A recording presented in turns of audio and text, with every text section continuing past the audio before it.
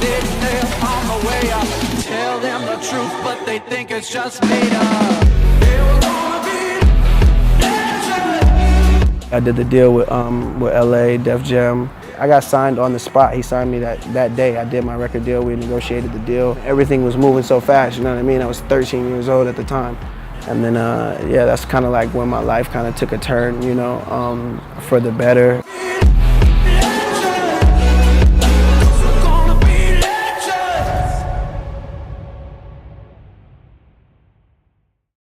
Like 3 months old, that's when I got put into a foster family.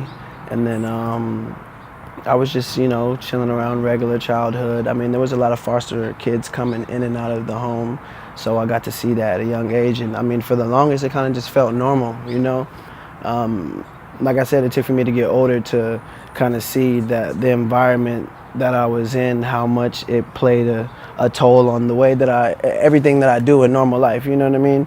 And just the way that I make music and stuff, I kind of like to turn it into a positive now, you know, just by expressing it and giving inspiration to people who come from the same position or just a position maybe similar, you know what I mean? So I just want to, you know, kind of just speak on that. But I mean, yeah, like I said, I was in a foster home, and the situation was kind of crazy because I never met my real dad, and my mom was bipolar, and she was just, you know, in a kind of crazy situation. She was like the outcast of the family, so a lot of the family didn't really keep in touch a lot just because of the fact of just if they were around my mom, if they wanted to be around me, they had to be around my mom, and it was just a lot of confusing stuff going on. But I mean, yeah, I mean, I was like maybe 9 or 10 years old. I was living in a foster home until I got about 9 years old, and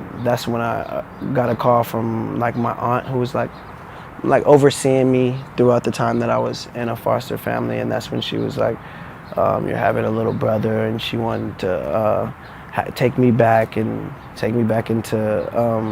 her care. So I went to live back with my mom when I was like 9 years old, and that's when I originally remember just even getting the call and speaking to my aunt, and her telling me, "Oh, you're gonna go see your mom." This was like almost the first time I remember even seeing my mom. I was in a foster family until 3 months old, so I mean, it was like, whoa, like I would get to see my mom. You know what I mean? I always had visions of what she would look like and stuff like that. But you know what I mean? This is kind of the reality that I was in. You know what I mean? I'm kind of trying to just paint the best picture that I can. But yeah, so I'm on this call, and I'm like, okay, yeah, I'm excited to see my mom. So like maybe like a few days later, I go back and I get to finally meet her, and it was like a breathtaking moment. I finally got to see her, and I was with my little brother, and it was dope. Just going through it a few years, like I was getting abused and just getting forced to do like stuff around the house, you know what I mean? Like watching my brother all throughout the day, and it was crazy. And like I said, I just thought it was normal. We'll be at an amusement park, and I'll be like pushing my brother in the stroller down, and we're at an amusement park, and I would hear my aunt like saying to my mom, "Oh, like you don't need to be pushing them. You need to be pushing them. That's your kid. Like he needs to be. We're at the amusement park. He needs to be running around having a good time." And that's what the first initial thing when I heard it was like, oh wow, this is crazy. Like I was kind of forced to believe that this is what I was supposed to be doing, you know what I mean? So I mean, it just kind of built a certain discipline in me at a young age. And so once I started going through this for a while, like I said, I spent a lot of time in the house by myself, just watching my brother. And like my mom worked a crazy schedule. Like she had 2 jobs, so I was just at the house a lot, and I had like this little tape recorder. I had a little radio and a little tape recorder, and I used to like play 103.5 in Sacramento. I remember I used to play 103.5, and I would record the songs, you know what I mean? And I would like be singing in the house, and like those are some of the like tender moments of me starting to, you know what I mean, kind of just get introduced to the craft. And you know, I look back at it and I'm like, yeah, that's a crazy time. If I knew I would be doing music, I kind of like used to be playing back rows of me accepting awards, you know what I mean? Like funny stuff you see yourself doing as a kid. But I see it kind of playing now, just, you know, into everything that I do now. I always had that passion. I always, you know, obviously wanted to do that, but didn't know if I was good or I don't know, you know. So that's kind of really where it started for me in Sacramento with the music and all of that. Like I signed to Def Jam when I was 13, like I said. So I put 2 singles out, one with Lil Twist called Hey Lil Mama, and another one called Girlfriend Ringtone. And that was dope. Like that was like my first single, like I said. So it was me just getting used to having music out and being on tours and being on stages and stuff like that. So I mean, Hey Lil Mama spent like 13 weeks on Billboard. We got a good feedback from it. I did like a few tours. Did a tour with Usher in Canada. So I mean, I got to be on a stadium and stuff like that. And that was like I said, another thing, me just building those man hours and learning and being in the industry professionally. L.A. Reid was my mentor from the jump. Like he signed me, he believed in me a lot. He was like my force in the office. So later down the road, L.A. got fired from Def Jam just due to other stuff in the office.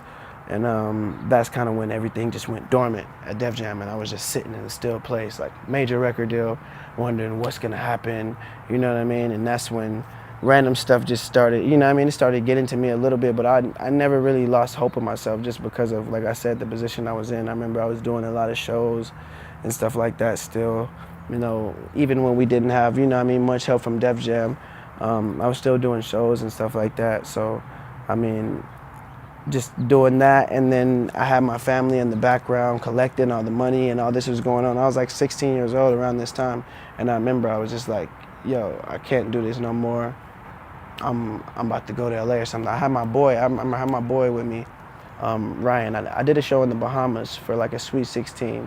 This girl, I did a private Sweet 16, and it was like a super dope show. It was one of my biggest paid shows at the time, and I just remember not seeing none of the money, and I knew I wasn't gonna see none of the money, and I was just like, it was really fucking with me, and I was kind of 16 years old. I was 16, so I was like, I could do this on my own, you know. I had my boy from LA with me, and he was like my mentor out in LA. I met him through my prior manager, who I was working with, and I was just like, yo, I need to just take a chance, you know. And it worked out for me in the past, so I was like, yo, I'm gonna go to LA with you. We're kind of sitting in the room, like we knew what was gonna happen with the bread. We're like, yo, let's go to LA. We'll figure it out. You know what I mean? We didn't really have a place to stay. We were sleeping on our friend's couch for the longest. And yeah, we just took we knew we could find a way. You know what I mean? We still had connects. I was still at a major record deal. I still had something to stand on, but, you know, I mean, I just took that chance, and that's when I was out in LA for a while. You know what I mean? Like I said, I was sleeping on the couch, and I remember I met Justin Bieber in Miami through Lil Twist, one of my good friends, and he was like, yeah, I took his number, and he was like, oh yeah, let's link up, you know what I mean, I'll hit you up. And I didn't think much of it at the time. I thought it was just, you know, the friendly industry thing. And then once I got to LA, I just got a random call, like, yo, I answered the phone, yo, what's good, bro? Yo, is this JB? What's good, bro? Let's link. I'm like, okay. At the time, I'm going through a lot, like I said, you know what I mean? I'm trying to probably figure out I'm gonna get a haircut, some random stuff like that. And I'm like, bro, I'm chilling, like, man, you know what I mean? I'm cool, and I don't know if I can link up right now. I was kind of trying to go around it. He's like, no, bro, I'll come pick you up. Like, come through. So I go link with JB, and that's when we kind of built a relationship. And I'm still with Def Jam at this time, and JB was signed to Def Jam. We both knew about each other prior to this when we first got signed. We knew about each other for the longest. So this is kind of our first like bonding situation on our own. And kind of once we got closer, that's when he was like, yo, bro, I want to sign you. And I was still at Def Jam for the whole time of us doing this. So that was just him like, yo, putting in the call to Def Jam, like, yo, I want to get him out of this deal. I want to sign him. And then that's what we did. He got me out of my Def Jam deal, and then I did a record deal with JB.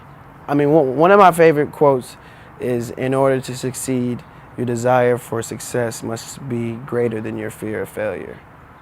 So that's kind of what I like to go by, you know what I mean? My whole life, my whole path has been built off me beating that element of fear and taking the chance that you have to take to get the outcome that you want, you know? And I feel like that's one of the greatest gifts.